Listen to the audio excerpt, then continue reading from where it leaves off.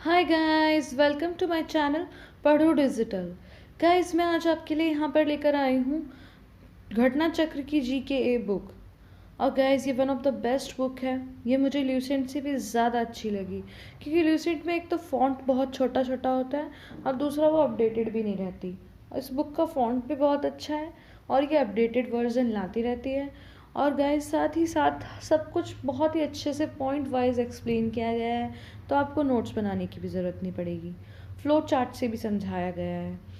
लेकिन इससे भी ज़्यादा अच्छी बात ये है कि मैं यहाँ पर इस बुक का ऑडियो लेकर आ रही हूँ, जिसमें ना सिर्फ मैं इस बुक की रीडिंग करूँगी, बल्कि साथ ही साथ आपको सब कुछ बहुत ही अच्छे से सिंपल एग्जाम्पल में, यानी कि जो डेली लाइफ में हमें कनेक्ट कर सके, ऐसा एग्जाम्पल आपको दूंगी और आपको सब कुछ बहुत आराम से समझ में आ जाएगा।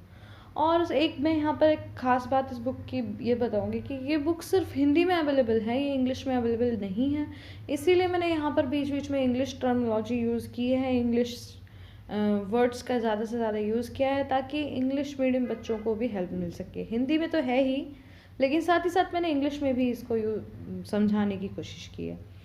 और बहुत ही अच्छी बुक है। और सबसे ज़्यादा ख़ास बात इस बुक की ये है कि इसमें बीच बीच में क्वेश्चंस पुट अप किए गए हैं। वो क्वेश्चंस भी मैंने यहाँ पर आपसे डिस्कस किए हैं। अब मैं आपको एक टॉपिक के बाद जैसे ही कोई क्वेश्चन आएगा उसे बताऊंगी, और फिर आपका उसको आंसर मुझे कमेंट सेक्शन में बताना है। जिसने ध्यान से ऑडियो सुना होगा वही क्वेश्चन का आंसर दे पाएगा। तो गाइज, मैं आपको यहाँ पे बता दूँ कि मैंने शुरुआत किया इकोनॉमिक्स से, यानी अर्थशास्त्र से, जिससे मैंने छोटे छोटे पार्ट्स में डिवाइड करके वीडियो बनाया है, ताकि आपको एक बार में एक साथ बहुत सारा समझना ना पड़े और आपको आसानी हो। तो शुरुआत करते हैं पहले पार्ट से। तो विदाउट वेस्टिंग मच टाइम चलते हैं वीडियो की ओर। अर्थशास्त्र वस्तु एवं सेवाओं के उत्पादन, उपभोग तथा वितरण जैसी गतिविधियों का अध्ययन करने वाला विषय है। तो बेसिकली इकोनॉमिक्स एक ऐसा सब्जेक्ट है जिसके अंदर हम प्रोडक्शन, कंजप्शन और डिस्ट्रीब्यूशन की बात करते हैं।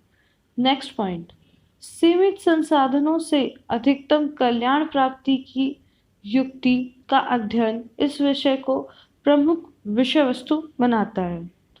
पॉइंट नंबर 3, प्राचीन भारत में चंद्रगुप्त मौर्य के प्रधानमंत्री कौटिल्य ने अर्थशास्त्र नामक पुस्तक की रचना की, परंतु इस पुस्तक की विषय वस्तु राजनीति है। तो बेसिकली इन्होंने एक बुक लिखी थी कौटिल्य ने, जिनको हम चाणक्य के नाम से भी जानते हैं और विष्णुगुप्त के नाम से भी जानते हैं। लेकिन वो जो बुक उन्होंने लिखी थी वो बेसिकली पॉलिटिक्स के ऊपर थी। उसमें पॉलिटिक्स रिलेटेड चीज़ें ज़्यादा बताई गई हैं। पॉइंट नंबर 4, अरस्तु ने अपने ग्रंथ इकोनॉमिक्स में अर्थशास्त्र को गृह प्रबंधन या हाउस मैनेजमेंट से जोड़कर परिभाषित किया है। यानी कि हाउस मैनेजमेंट किससे किया जाता है, ये बेसिकली उन्होंने कलेक्ट करते हुए अर्थशास्त्र को बताया है। पॉइंट नंबर 5, एडम स्मिथ को अर्थशास्त्र का जनक यानी फादर ऑफ इकोनॉमिक्स कहा जाता है। एडम स्मिथ ही आर्थिक विचारों को क्रमबद्ध रूप से प्रस्तुत करने वाले पहले प्रथम व्यक्ति थे। इसके बाद 6th पॉइंट, एडम स्मिथ ने अपनी पुस्तक an inquiry into the nature and cause of the wealth of nations 1776 ईस्वी में अर्थशास्त्र को परिभाषित करते हुए इसे धन का विज्ञान यानी कि साइंस ऑफ वेल्थ कहा है। तो गाइज, यहाँ पर मैं आपको एक बात बता दूँ कि जो बुक्स के नाम हैं वो तो एज इट इज़ रहेंगे। अगर वो इंग्लिश में है तो इंग्लिश में, और हिंदी में है तो हिंदी में। उनको इंग्लिश से हिंदी में ट्रांसलेट नहीं किया जा सकता।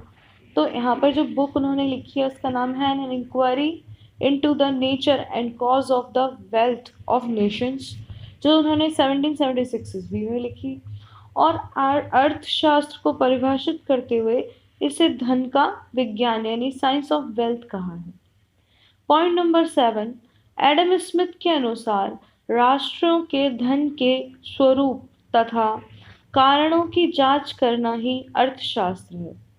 तो according to the Adam Smith, उनका कहना है कि राष्ट्रों के धन यानी कि नेशनल जो इनकम है या नेशनल वेल्थ है कि जो अलग अलग टाइप है और उनके जो रीज़न है उनकी जांच करना यानी कि उनके ऊपर रिसर्च करना ही अर्थशास्त्र कहलाता है।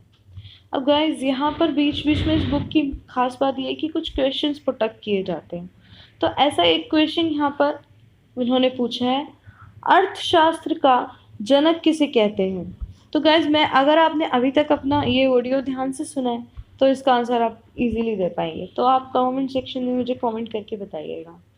चलिए, इसके बाद यहाँ पर ना एक फ्लो चार्ट दिया गया है जिसमें कि इकोनॉमिक्स की डेफिनेशन यानी अर्थशास्त्र की परिभाषाएं दी गई हैं जो कि अलग अलग कैटेगरी में है।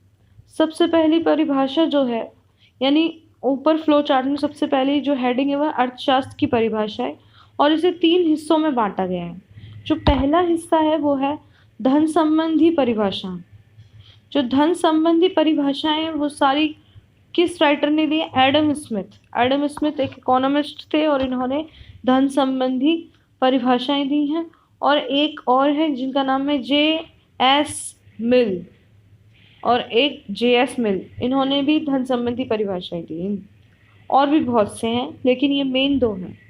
इसके बाद दूसरा जो तरीका है परिभाषाएं बताने का इकोनॉमिक्स का, वो क्या कौन सा टाइप है? दुर्बलता तथा सीमित धन संबंधी परिभाषाएं। तो दूसरी परिभाषाएं कौन सी है? दुर्बलता तथा सीमित साधन संबंधी परिभाषाएं। अब तीसरी परिभाषाएं जो है वो बताने से पहले मैं आपको ये बताऊं कि दुर्बलता या सीमित साधन संबंधी परिभाषाएं ये किसने दी है? एल रॉबिन्स ने। तो ये किसने दी है? एल रॉबिन्स ने। इसके बाद तीसरी परिभाषा जो है वो है आवश्यकता विहीनता संबंधी परिभाषाएं। आवश्यकता विहीनता संबंधी परिभाषाएं, ठीक है, ये किसने दी है? J.K. मेहता ने। तो इसके बाद एक और 2 तरह की परिभाषा और हैं। वो पहली है कल्याण संबंधी परिभाषाएं जो कि मार्शल, कैनन, पीगू, इन तीनों ने दी है। मार्शल, कैनन और पीगू। फिर जो 5वीं परिभाषा आती है वो है आधुनिक या विकास केंद्रित परिभाषा। तो आधुनिक या विकास केंद्रित परिभाषा ये किसने दी है? सैमुएल्सन, बेनहम और फुर्गनसन आदि ने। फुर्गनसन, ओके। तो गाइस पढ़ते हैं आगे। इसी तरह यहाँ पर हमें कुछ बुक्स दी हैं, उनके राइटर्स दिए हैं। कोई 4-5 बुक्स हैं और उनके राइटर्स हैं। लेकिन गाइस इन्होंने फिर डिटेल में अलग से भी एक कॉलम दिया है जहाँ पर हमें काफ़ी सारी बुक्स और राइटर्स मिलते हैं। लेकिन फ़िलहाल यहाँ पर सिर्फ 5 ही डिस्कस किए हैं तो मैं उनके बारे में बताऊँगी। तो अर्थशास्त्र के प्रमुख पुस्तकें एवं लेखक यानी बुक्स और उसके राइटर्स क्या हैं इकोनॉमिक्स में फेमस। तो पहला है दास कैपिटल और वो है कार्ल मार्क्स। तो गाइस अगेन मैं फिर बता दूं आपको कि बुक के जो नाम हैं वो एज इट इज़ रहेंगे और उन्हें हिंदी में ट्रांसलेट नहीं किया जा सकता क्योंकि वो तो बुक है, बुक का नाम जो है वही रहेगा, नेम तो चेंज नहीं हो सकता। इसीलिए तो हमारी पहली बुक आती है दास कैपिटल जो कि किस लेखक ने लिखी है? Karl Marx. तो इसके राइटर कौन है? Karl Marx. दूसरा है wealth of nation. Wealth of nation Adam Smith ने लिखी है। तीसरी बुक है foundation of economics and analysis. तो ये लिखी है पॉले सैमुएल्सन। तो बढ़ते हैं आगे। नेक्स्ट है nature and significance of economical science. Okay, तो इसे लिखा है एल रॉबिन्स ने। इसके राइटर कौन है? L Robbins. उसके बाद आता है next how to pay for the war. How to pay for the war और ये लिखा है J.M. किन्स ने। ओके, नेक्स्ट है principle of economics. Principle of economics लिखा है एल्फ्रेड मार्शल ने। ठीक है, उसके बाद नेक्स्ट टॉपिक पर हम आ रहे हैं जो कि है बाजार यानी कि मार्केट। ठीक है गाइस, लेकिन यहाँ बढ़ने से पहले अगेन एक क्वेश्चन इसमें पुटअप किया है और इसका भी आंसर आप मुझे कमेंट सेक्शन में बताइएगा। अगर अभी तक आपने इसे ध्यान से सुना है तो आप इसका आंसर ज़रूर दे पाएंगे। एडम स्मिथ की पुस्तक का क्या नाम था तथा वे अर्थशास्त्र को किस प्रकार का विज्ञान मानते थे? ठीक है, तो मुझे इसका आंसर भी जल्दी से कमेंट सेक्शन में बताइएगा। तो बढ़ते हैं आगे। नेक्स्ट है अर्थशास्त्र में बाजार के 4 रूप हैं। ठीक है, हम मार्केट की बात कर रहे हैं और मार्केट के अंदर 4 टाइप के मार्केट होते हैं इकोनॉमिक्स में। तो पहला है पूर्ण प्रतियोगिता यानी कि परफेक्ट कंपटीशन।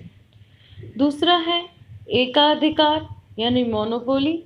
और थर्ड टाइप है एकाधिकारिक प्रतियोगिता यानी मोनोपोलिस्टिक कंपटीशन। तो ये तीन प्रकार की बाजार होते हैं।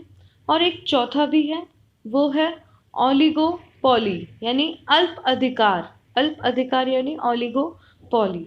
तो बेसिकली 4 टाइप के हमारे पास मार्केट हैं। एक बार मैं फिर से सबके नाम रिपीट कर देती हूँ। पूर्ण प्रतियोगिता यानी परफेक्ट कंपटीशन, एकाधिकार मोनोपोली, और तीसरा है एकाधिकारिक प्रतियोगिता यानी मोनोपोलिस्टिक कंपटीशन, और चौथा है अल्प अधिकार यानी ओलिगोपोली। ठीक है।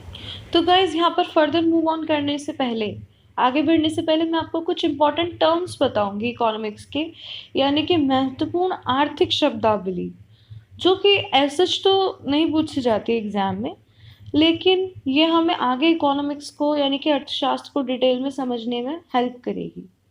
तो यहाँ पे जो टर्म्स हैं वो मैं एक एक करके आपको बता रही हूँ, आप इन्हें ध्यान से सुनिएगा और वही हमें आगे काम आएगी। तो चलिए फिर, पहली है कीमत यानी कि प्राइस। बाजार में किसी वस्तु की कीमत का निर्धारण मांग और पूर्ति की शक्ति की पारस्परिक क्रिया द्वारा होता है। यानी कि गाइस अगर मैं इसे सिंपल लैंग्वेज में समझूं तो मार्केट के अंदर, बाजार के अंदर जो कोई प्रोडक्ट है ना, उसकी जो रेट है वो कैसे डिसाइड होगा, मतलब उसकी कीमत कैसे डिसाइड होगी कि वो कितने, तो ये डिपेंड करेगा कि कितनी डिमांड है और उस डिमांड को पूरा करने के लिए कितनी मेरे पास रिसोर्स हैं, यानी कि मेरे पास कितनी शक्तियां हैं और कि मैं वो जो मांग आ रही है उसे पूरा कर सकूं। फॉर एग्जाम्पल, अगर मान लो डिमांड आ रही है 100 साइकिल की, तो 100 साइकिल बाजार में होनी चाहिए, लेकिन क्या मेरे पास इतने रिसोर्स हैं कि मैं उन 100 साइकिल को बना सकूं? इसी पर कीमत डिपेंड करेगी। चलिए, तो चलिए फिर बढ़ते हैं आगे। नेक्स्ट है बाजार, मार्केट। बाजार से आशय उस समस्त क्षेत्र से है जिसमें वस्तु की खरीद एवं बिक्री हेतु क्रेता एवं विक्रेता एक दूसरे के संपर्क में रहते हैं। इस दृष्टि से वस्तु का स्थानीय, क्षेत्रीय, राष्ट्रीय एवं अंतर्राष्ट्रीय बाजार होता है। तो गाइज यहाँ पर मैं आपको सिंपल लैंग्वेज में बताती हूँ कि मार्केट क्या होता है, बाजार क्या होता है, कि मतलब एक ऐसा एरिया जहाँ पर कस्टमर और जो शॉपकीपर है या प्रोडक्ट को सप्लाई करने वाला है वो आपस में कांटेक्ट करते हैं। ठीक है। तो ये किसी भी लेवल का हो सकता है, मतलब हो सकता है कि किसी स्थानीय यानी किसी पर्टिकुलर एरिया की बात हो रही हो, या पर्टिकुलर जगह की बात हो रही हो, या नेशनल लेवल पे हो यानी कि राष्ट्रीय, या इंटरनेशनल मार्केट हो या अंतर्राष्ट्रीय हो।